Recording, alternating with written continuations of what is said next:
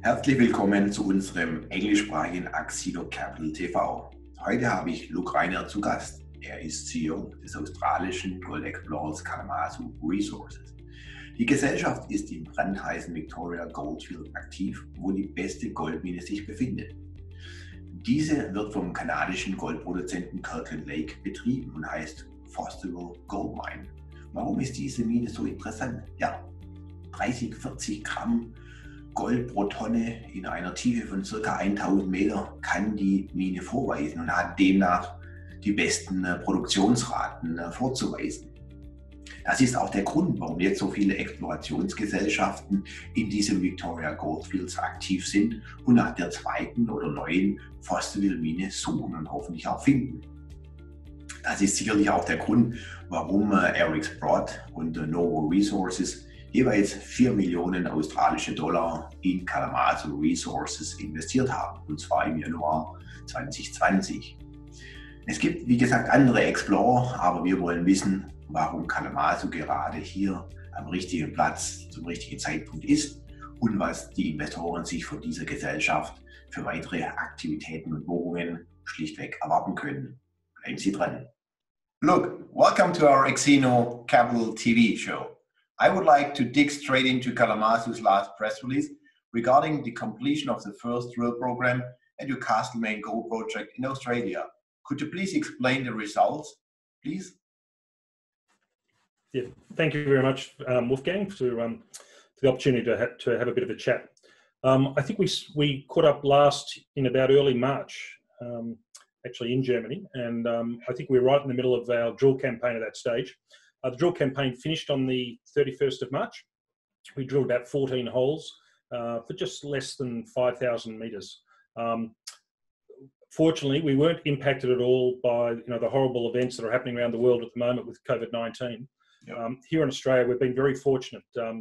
We haven't had widespread infections, and the deaths have actually been quite low, which has been very fortunate for us. Part of that reason is that the Australian government locked down very harsh and very quickly. But fortunately for us, being in the mining industry, is such a big part of Australia's economy that it was considered to be essential industry. So that being the case, we haven't been impacted at all, other than the fact, of course, we're having to operate to very strict protocols in regard to COVID-19. But that meant that we could finish our drill campaign. We got some really high-grade intersections, especially early. However, these intersections, even though very high-grade, they didn't, in effect, stitch together. The widths weren't sufficient enough, combined with historical high grades, for us to actually be confident that we would actually meet our target, which is a minimum of 1 million ounces of gold at 10 grams or more. But that's okay, because this is just the first of 10 prospects that we've identified in our northern tenement, and we've got a lot more to do. So we've learned a lot from this first campaign. It's been good for us. We haven't been impacted by COVID-19 at all. So we do the work and we go to the next one.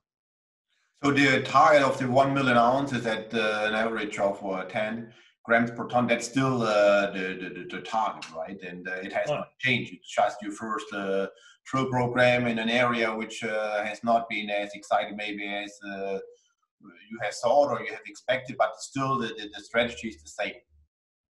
Absolutely. It's very much our strategy. I think, as you'd appreciate, and your shareholders and people who are interested, is that we're in a very prospective and sought after gold province, not just in Australia, but globally. Made famous, of course, by Kirkland Lake and the Fosterville Gold Mine. It's, I think, 6 or 7 million ounces now, operating and producing about, I think, close to 600,000 to 700,000 ounces per annum at a very high grade. So we're looking for a 1 million ounce plus deposit. It's a big prize and it's going to take a lot of work, but that's what we're clearly focused on. Yeah, but that's what we want to see. Look, Kalamazoo has applied for new exploration licenses as well, and those are adjacent to the highly prospective project to further increase its tenure at the Castlemaine Gold project. Could you please explain what that means for investors? Yeah, thanks, Wolfgang. We applied I think it was in January this year, for a tenement, and I think it's about 22 square kilometres. It's called the Queen's, or we've called it the Queen's project. It's on the eastern boundary of our Castlemaine project, and it's to the north and south of another prospect which is owned by a company called GBM.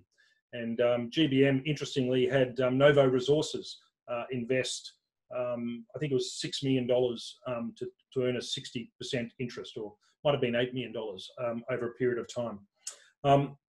Again, very hot area. It's in along strike one of the main structures that go up and down there. It's called the Taradale Fault. We think it's a good area, but that's why we've taken that Queen's prospect as well. So I think Novo getting involved as well, just further validation of what we're doing. And then alongside the Queen's tenement and GBM, there's another Canadian company called Fosterville South that has just listed on the TSX. Yes. I think it's got a market cap now of about $80 million. It's a new company. Its tenements are to our side. It doesn't have, obviously, the historical gold that's been produced out of Castlemaine and South Muckleford, our two projects. But it's still, it looks an interesting project. And again, further validation. I understand our friend Eric Sprott has also invested in Fosterville South. So it just shows that this is a very hot area. Yes, I have seen that, Luke. But the question for our investors is who has the best tenements? And I have read in your press release that you are awaiting additional advice on the tender bids for Block 4 and 3 of the North Central Victorian Goldfield. Is that the hottest area, or who has the best licenses already in the portfolio? Yeah, well, I think we've always said that if you're going to find another Fosterville or world-class deposit, Castlemaine is probably the best place to start because it's considered to be the world's richest alluvial or shallow goldfield, produced about 5.6 million ounces in the 19th century. So we think it's a very prospective area. That gold's come from somewhere. So fortunately for us, we're only about 40 k's away from, or 40 kilometres from Fosterville. So we think we're in a pretty good area, and we're very comfortable with the projects we've picked up and which we're exploring and drilling on today. In regard to Kirkland Lake and that the land tender, yes, there were 4 blocks that were put up there, and these were 4 blocks pretty much surrounding the Fosterville gold mine. And at the most southern area, they're only about 10 or 15 kilometres from our Castlemaine northern border. So again, it's the right area, right geology as well. It's common knowledge we've bid for blocks 3 and 4. A couple of other Victorian gold companies have also bid for a couple of those, including, I think, Catalyst, which has got a market cap of about $250 million.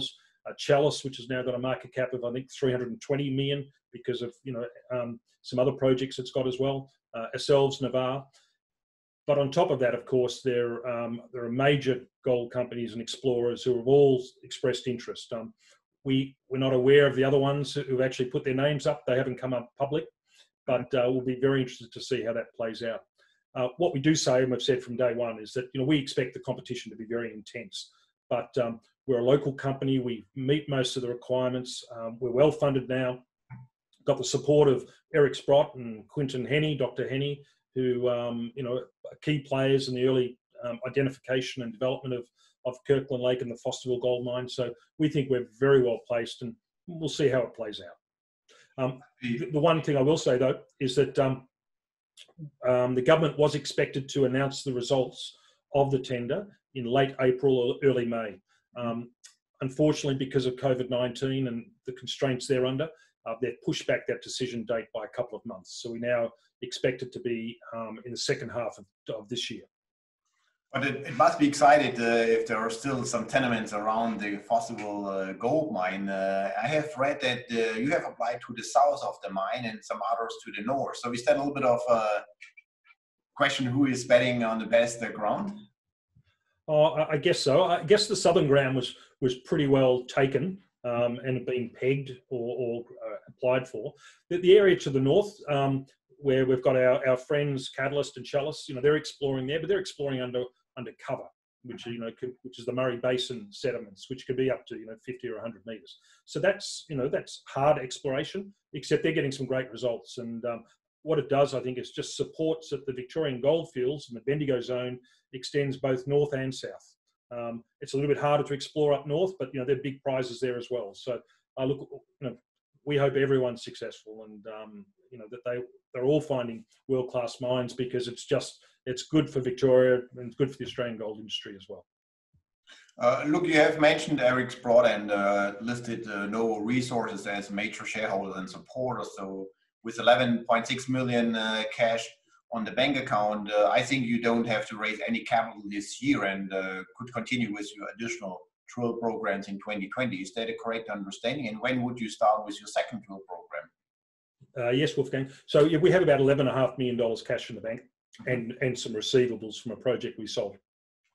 And we also have about $5 million of options or warrants that are in the money over the next 12 months. So we would expect that they will be exercised as well. So funding wise, I think we're in a very good position.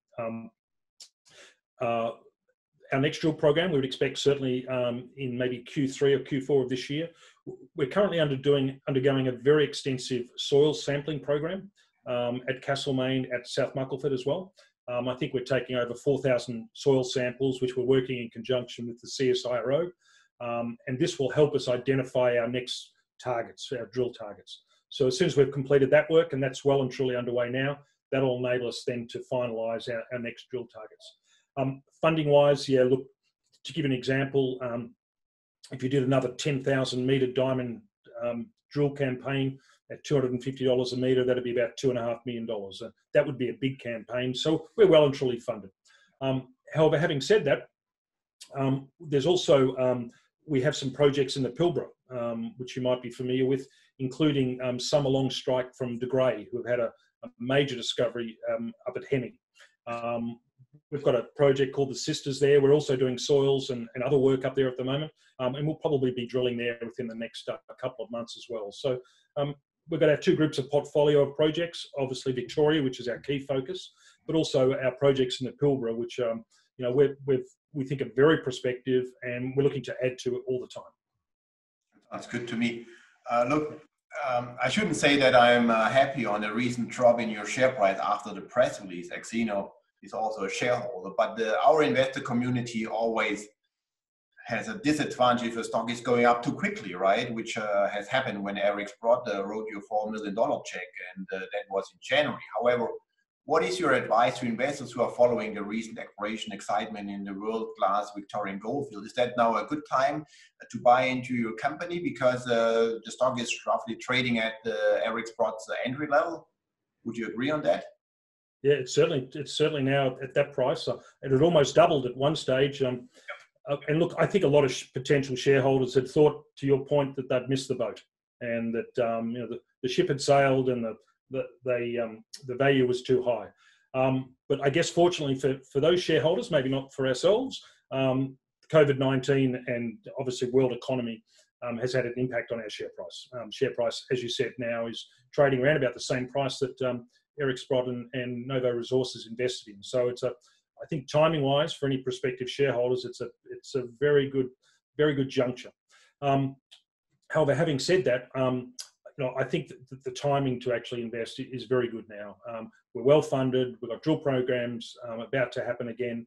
We've got the prospectivity of potentially being successful on the land tender, drilling in Victoria and over in the Pilbara. We think we're very well placed. Sounds like you have a great portfolio, Luke. Thank you very much for that update. We look forward to your next drill program, and hopefully with some spectacular results. All the best, and we talk to you soon. Thanks. Bye-bye. Thank you very much, Wolfgang. Bye-bye.